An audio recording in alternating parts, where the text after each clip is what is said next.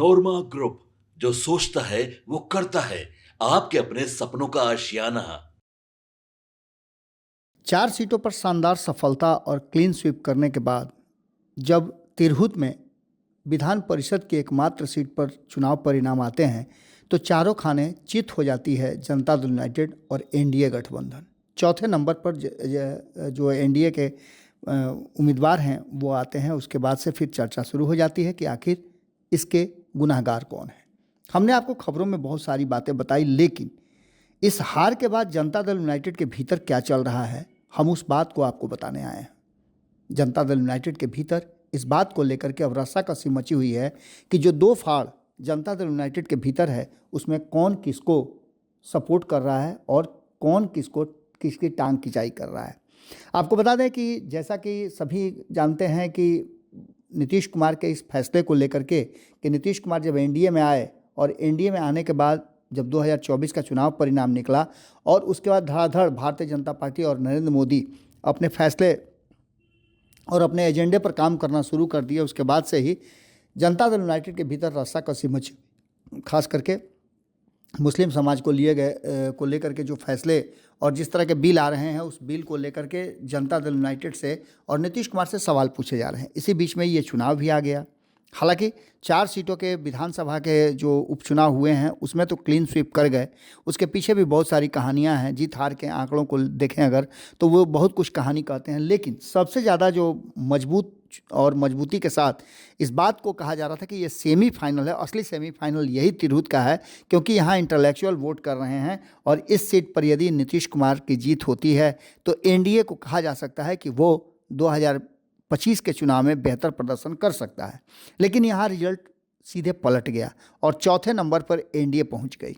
इसके बाद आपको बता दें कि आनंद मोहन सामने आए, वही आनंद मोहन जिन्होंने इस चुनाव के दौरान भी बहुत सारी बातें कही थी। उन्होंने कहा था कि जिस तरह से देख नहीं रहा है कि एनडीए एकजुट है, मेरे चुनाव के समय में भी ऐसा कुछ देखने को मिला था। तो इसी बीच में उन्होंने इमामगंज की चर्चा भी कर दी थी और चिराग पासवान को घेरा भी था।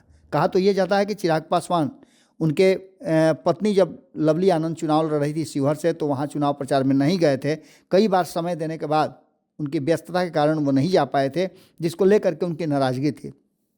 उसके बाद से चेतन आनंद सहित पूरा का पूरा जो है वो परिवार हमलावर हो गया। इसके साथ साथ आपको बता दें कि इन सभी बातों की चर्चा चल ही रही थी। इससे पहले भी आपने देखा होगा कि ठाकुर के कुआं को लेकर के किस तरह के विवादित बयान आए और उसके बाद से आनंद मोहन के पुत्र जो हैं वो बाहर निकल करके चेतन आनंद आ गए राष्ट्रीय जनता दल से और महागठबंधन के खेमे में जाकर के बैठ गए। इसके अलावे शिवहर में जिस तरह से चुनाव में सामंजस्य को लेकर के काफ़ी विवाद हुआ था और कहा यह जा रहा था कि आनंद मोहन किसी की सुन नहीं रहे हैं, वही आनंद मोहन आज तिरहुत में हार के बाद सीधे सीधे ठीकरा जो है वो देवेश चंद्र ठाकुर पे फोड़ रहे हैं। कहा तो ये भी जा रहा है और पूछा जा रहा था कुछ दिन पहले ही, जब चिराग पासवान पर इमामगंज के मामले पर जब आनंद मोहन ने अपनी चुप्पी तोड़ी थी और उन्होंने कई सारी बातें कही थी, उसके बाद से चर्चा ये चल रहा था कि क्या आनंद मोहन जदयू के भीतर हैं। अब जदयू के भीतर हैं कि नहीं है वो तो अलग बात है, लेकिन उन्होंने देवेश चंद्र ठाकुर को और जिस तरह से घेरा है वो साफ साफ बता रहा है कि जदयू के भीतर सब कुछ ठीक ठाक नहीं चल रहा है। आपको हमने पहले ही बताया, संपादक नमन मिश्रा जी ने भी इस बात को बताया था कि कहीं ना कहीं जदयू के भीतर का जो बवाल है वही हार का कारण बनेगा और निश्चित रूप से चौथे स्थान पर फेंका जाना अभिषेक झा का इस बात की तरफ इशारा करता है कि लड़ाई पूरे मन से नहीं लड़ी गई थी। ऐसी स्थिति में आनंद मोहन ने दिल्ली में एक निजी चैनल के साथ बातचीत के दौरान अपनी बात को रखते हुए कहा है कि हार के कारणों पर समीक्षा तो होनी चाहिए, लेकिन समीक्षा से काम नहीं चलेगा, एक्शन से काम चलेगा और एक्शन उन लोगों पर लेना होगा जिन लोगों ने ये दावा कर दिया था कि वो तो चुनाव जीत रहे हैं और अपने दम पर जिता के ले आ रहे हैं। आज सबको शर्मिंदगी महसूस हो रही है क्योंकि एक करारी हार हुई है और इस करारी हार के जो गुनाहगार हैं उनको कहीं ना कहीं आनंद मोहन ने नाम लेकर के आइडेंटिफाई किया है। देवेश चंद्र ठाकुर पर उन्होंने सीधे सीधे हमला किया है कि जिनके कारण ये सीट खाली हुई थी उनका व्यवहार किस तरह का था। तो वहीं उन्होंने उम्मीदवार अभिषेक झा को लेकर के भी बात कही है कि उन्होंने भी किसी को आग्रह नहीं किया, किसी से कहा नहीं कि आइए हमारे साथ खड़े होइए, हमारे चुनाव प्रचार में आइए। इन सारी बातों को लेकर के जो वर्तमान परिस्थिति बनी है वो तो चल ही रही है। इसके साथ साथ आपको बता दें कि आनंद मोहन के बयान से ये एक बात ये भी साफ नज़र आ रही थी कि आनंद मोहन आखिर करना क्या चाहते हैं। आनंद मोहन ने हाल फिलहाल में ही बड़े राजपूत नेता हैं और राजपूत समाज को एकजुट करने की बात भी कर रहे थे, तो वहीं उन्होंने प्रधानमंत्री नरेंद्र मोदी को ही सुरमा भोपाली कह दिया था। आपको बता दें कि अपने विवादित बयानों के कारण आनंद मोहन लगातार सुर्खियों में हैं, लेकिन जिस तरह से तिरहुत के चुनाव में हार जीत को लेकर के उन्होंने सीधे सीधे देवेश चंद्र ठाकुर पर अटैक किया है और इस अटैक के बाद जनता दल यूनाइटेड को एक बार फिर से रिवाइव करने की बात कही है। इसको लेकर के आप समझ सकते हैं कि किस तरह की भीतरी जो है वो जनता दल यूनाइटेड के भीतर में गुटबाजी चल रही है। अब देखना दिलचस्प होगा कि आगे ये गुटबाजी जनता दल यूनाइटेड को कितना फ़ायदा या नुकसान पहुंचाती है। अक्सर Janata Dal United one man army कही जाती थी, लेकिन बदलते परिवेश में जनता दल यूनाइटेड के भीतर की गुटबाजी नीतीश कुमार रोकने में असफल नज़र आ रहे हैं। लगातार पार्टी के भीतर विवाद बढ़ते जा रहे हैं और नीतीश कुमार चुप्पी साधे हुए हैं। क्या होगा ये देखना दिलचस्प होगा। जुड़े रहिएगा भारत लाइव के साथ। बहुत बहुत धन्यवाद। आपके सपनों को हमने सजाया है, ई होम्स पैनोरामा को हमने बनाया है। ई होम्स मेरा एक सपना था जिस पे मैं पिछले 4 साल से काम कर रहा था। हमने जो बनाया है वो सबने है माना। ई होम्स पैनोरामा में हो आपका भी आशियाना।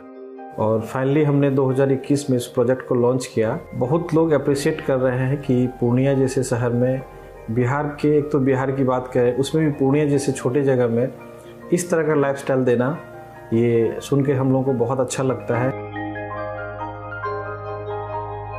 ई होम्स में हमने कुछ और भी किया है, जैसे हम जिस जगह में रह रहे हैं हमारे फैमिली सिक्योर हो, उनको सिक्योरिटी का ध्यान में रखा है।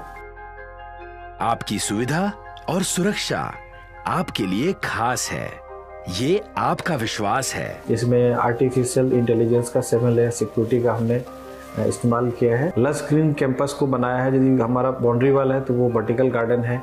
ये जितनी भी फैसिलिटी होता है एक इंटरनेशनल टाउनशिप में ई होम्स है, ये हम लोग विश्वास नहीं कर पा रहे हैं। जो भी हमारे मित्र दोस्त या जो भी हमारे बाहर के बाहर आते हैं तो हम लोगों को बहुत अच्छा सुनने को मिलता है और बहुत अच्छा क्रेडिट मिल रहा है। वो सारा हमने सिर्फ एक बिल्डिंग नहीं बनाया, हमें एक बहुत अच्छा लाइफस्टाइल दिया ई होम्स में, और मेरा एक सपना था जिसको मैं आज फुलफिल होते हुए देख पा रहा हूँ। ये आपका आवास है। ई होम्स पैनोरामा में अब आपका निवास है। E homes Panorama, luxurious lifestyle redefined.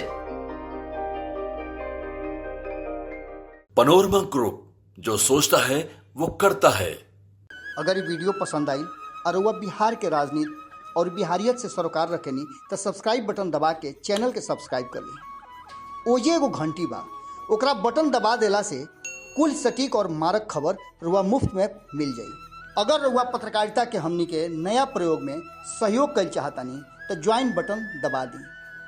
Paytm number note कर ली 9386816700।